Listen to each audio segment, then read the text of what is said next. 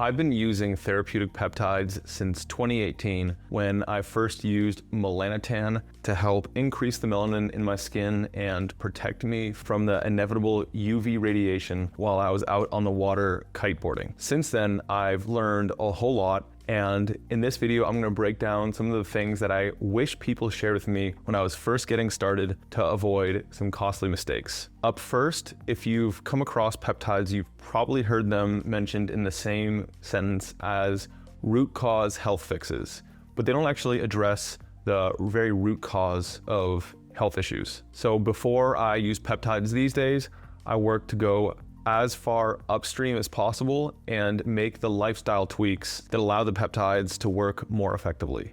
Number two, most brands don't care about what works most effectively, what's a good use of money and what's not. Unless you're going through your doctor, which is a good idea, most of the research chemical websites and other suppliers are happy to sell you ineffective forms of peptides. For example, if you're using the popular peptide BPC 157, you can administer it in a bunch of different ways. If you go the oral delivery route, you'll find two main forms of BPC 157, arginate and acetate. Arginate has about a 90% greater bioavailability, but it's much more expensive, so most products do not include that. First and foremost, the chain length of the peptide, how many amino acids long the string is. Second is the Dalton size of the molecule. And third is the stability. So if you have a very long chain peptide with a large Dalton size and unstable, it's not gonna work very well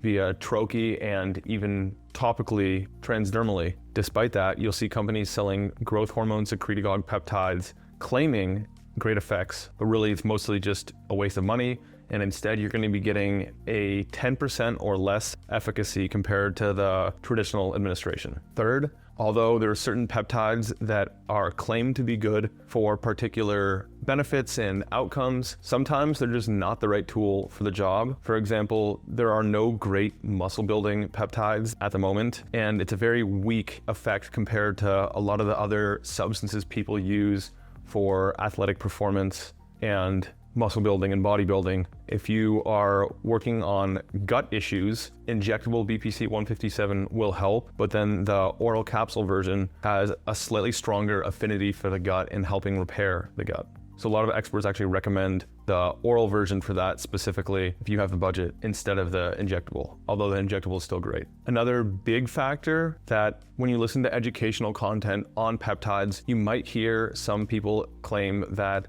a certain peptide is bioidentical.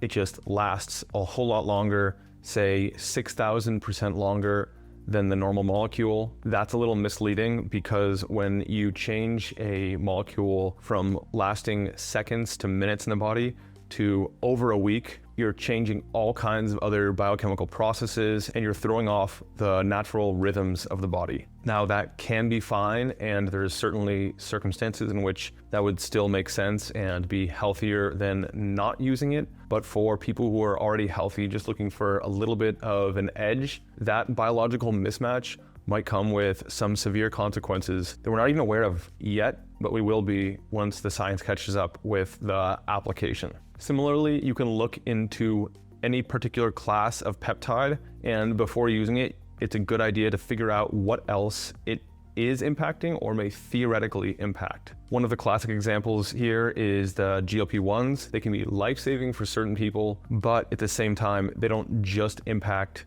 GLP-1 in the body. They impact a whole suite of other incretins like GLP-2, GIP, OXM. GLP-1s also impact the migrating motor complex, the MMC, and levels of amylin, which is part of the reason there is a strong appetite rebound after someone stops using them. So although they can be life-changing and produce really quick results, make sure to do your research first to figure out what else downstream you might be impacting, and to thoroughly weigh the full pros and cons. You may experience receptor downregulation faster than someone else. So for example, if you have metabolic syndrome, growth hormone or insulin signaling pathways may be blunted. Peptides like CJC 1295 and ipamorelin won't be as effective if receptors aren't working the way they should be. So you could use different peptides to address that, or you could do lifestyle interventions like exercise or senolytics or fasting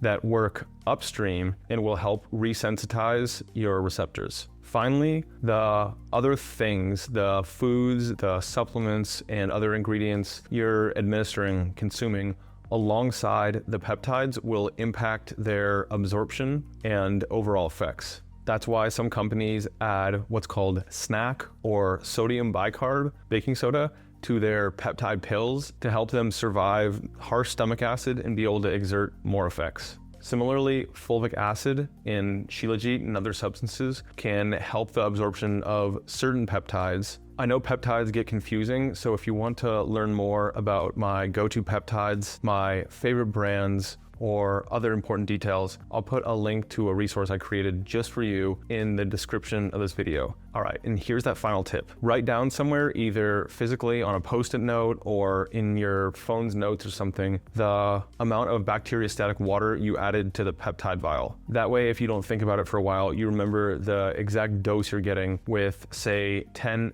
IU of the peptide solution. No one thinks they're gonna forget, but if it's been a little while and you haven't used it recently, it's quite possible that you'll have no idea what the concentration is, and with some peptides, you really don't want to accidentally use too much. That's all for today.